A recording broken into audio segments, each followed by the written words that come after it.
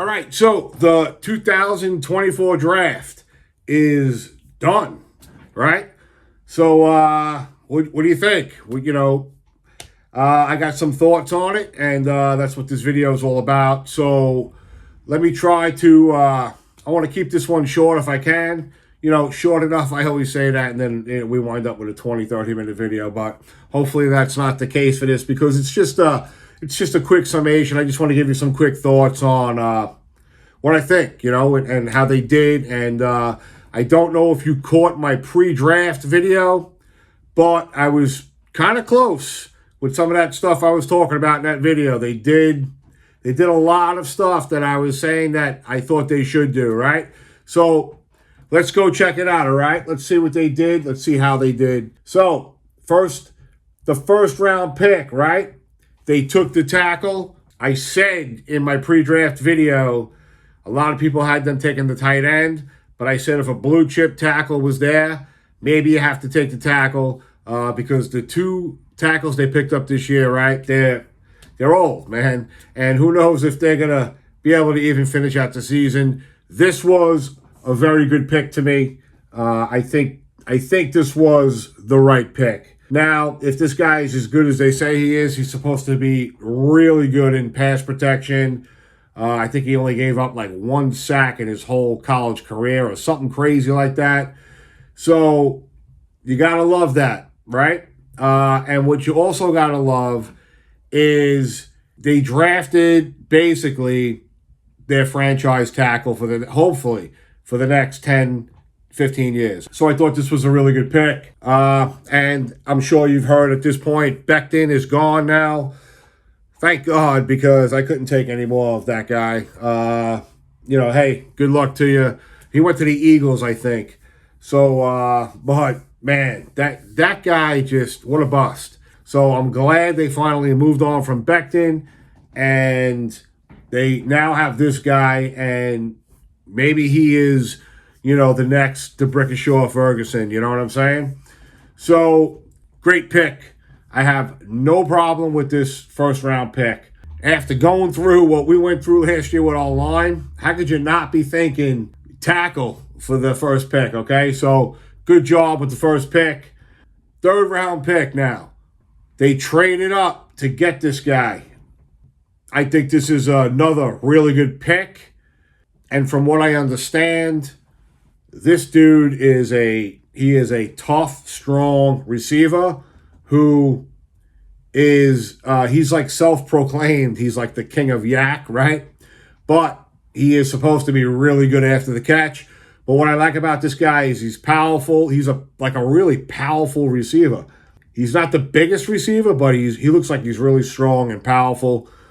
This dude gets into the secondary, right? This guy gets into the secondary, and he might be laying out some defensive backs.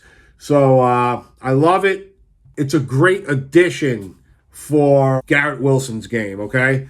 So it's going to open up Garrett's game a little bit more. So this is definitely another really good pick that I liked.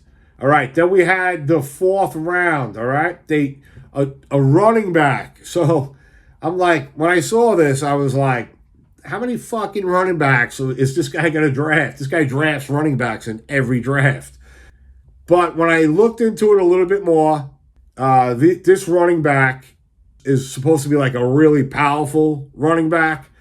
To me, it looks like this team is trying to get strong and bruising. You got this receiver now who is like a bruising receiver. You got a bruising running back now. They went with the tackle. All right. So, it's almost like this team wants to go back to like that traditional smash mouth football.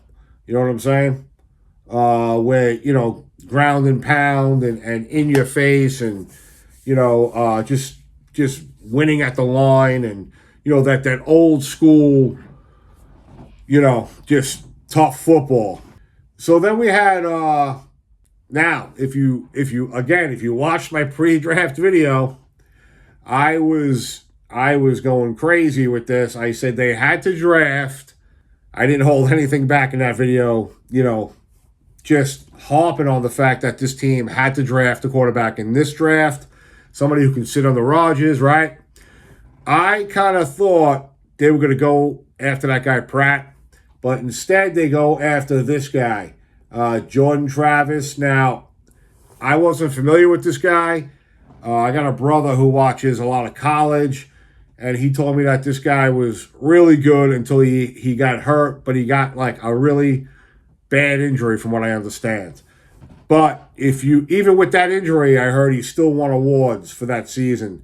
So he had Florida State, from what I understand. They were undefeated when he was playing, and he's supposed to be a really good quarterback.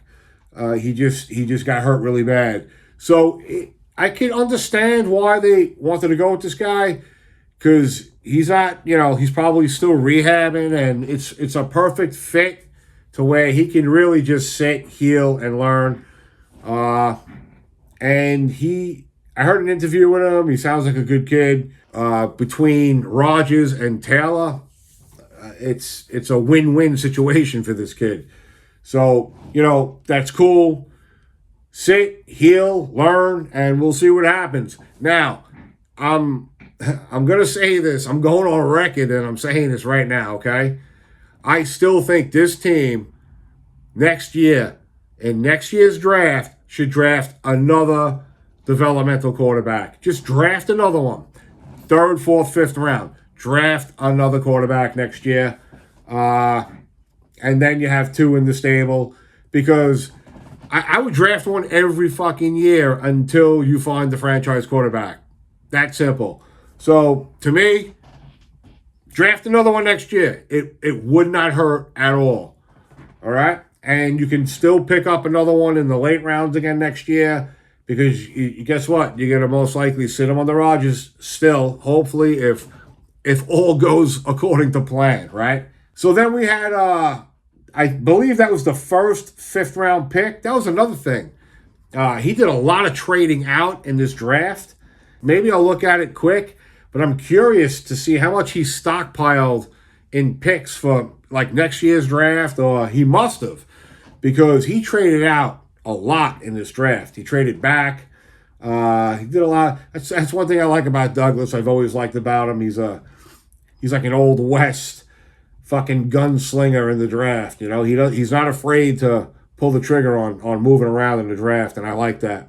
So we had 3 5th round picks, I believe we wound up with, right? So this quarterback was the first one, right? Then we had the second 5th round pick, and when I saw this, I said, "What the fuck is going on here? Another running back." So I was like, I was like dumbfounded. I couldn't understand what this guy was doing drafting. I couldn't even believe he drafted the first running back. Now he has drafted 2 running backs in this class. But again, this guy, from what I understand, he's another powerful back. So it looks like they picked up their power runners in this draft. You got Brees, you got the other kid who's, again, can break at any time for a touchdown. But like I'm saying, from what I understand, this guy he's another big, powerful back. So again, it looks like they're trying to establish a certain type of identity with this team, which is a rough, rugged, mean, type of team, like a physical type of team. Okay, and then you had this guy. He was the 3rd, 5th round pick. This pick I like a lot.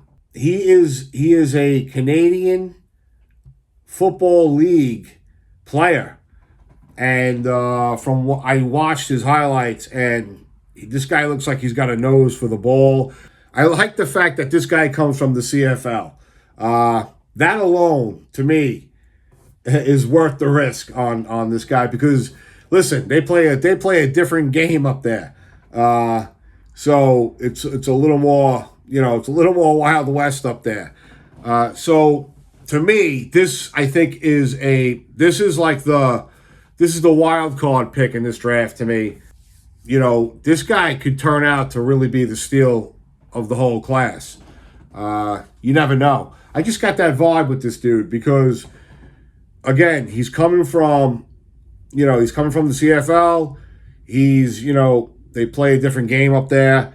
He just looks like he's a natural defensive back who's got a really good nose for the ball. And we'll see. He's got a pretty cool name too.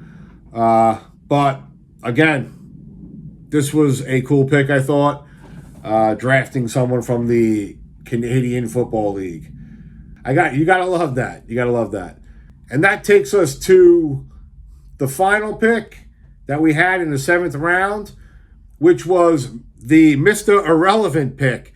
And I didn't even know that until I was watching the draft, and I was like, holy shit, they got the Mr. Irrelevant pick. So, it's interesting that this pick is, at one point I was like, maybe he'll trade out of that and he'll try to move up. But then I said, how could you trade out of the Mr. Irrelevant pick? It's almost like it's almost like a celebrity pick at this point. You never know. And hey, look at Purdy. That's mind blowing to me that he was Mr. Irrelevant. It's almost like a privilege or an honor now to have this pick. I think it's like a classic pick at this point. It's like it has grown to become its own like famous little pick. So I thought it was cool that they had Mr. Irrelevant. And then once I realized that, I was like, they again, why would you trade out of it? It's just a cool pick to have. So defensive back, Mr. Irrelevant. And that's pretty much it, man. Let me just see if I could find what they got back in draft picks from all the trading they did. So here's one thing I found. Jets obtained a 2025 third-round pick from Detroit in trading back. That's pretty sweet, a third-round pick. Bottom line, he did a lot of trading in this draft, a lot. Smart trading. Traded back, got some extra stuff, and still got who they were looking for. So overall, a really good job in this draft, I think. As always, we'll see how it unfolds, but I do like these picks. And, first two I love. I like the running back picks. Again, they're different types of running backs. The quarterback pick, who knows? We'll see how that turns out. Listen, they say this kid was really good until he got hurt, so we'll see how that rolls. And like I said, I would still draft another one next year, but this is a good start. They had to get some type of a prospect quarterback in this draft. The CFL guy, which I think is a total wild card, and Mr. Irrelevant. You got to love that they have a Mr. Irrelevant on the team now. Again, like I said, it's like a special pick. It's almost like an honor to have that pick now, in a strange way. But overall, I think a really good draft. If I was going to grade this draft, let me see. I would give this a solid B, or maybe a B plus, because I kind of like what they did with the trading and everything. They were really smart in this draft, I thought, and they picked up some really key positions. They have a plan, obviously. They want to get bigger and stronger and more powerful. This is the type of draft that looks like it's going to help them do that. These players are powerful that they got, a few of them. So, and they got the prospect quarterback. At least they got one now. So, like I said, next draft, get another one. But at least they got one. So I'm happy about that. And that's it, man.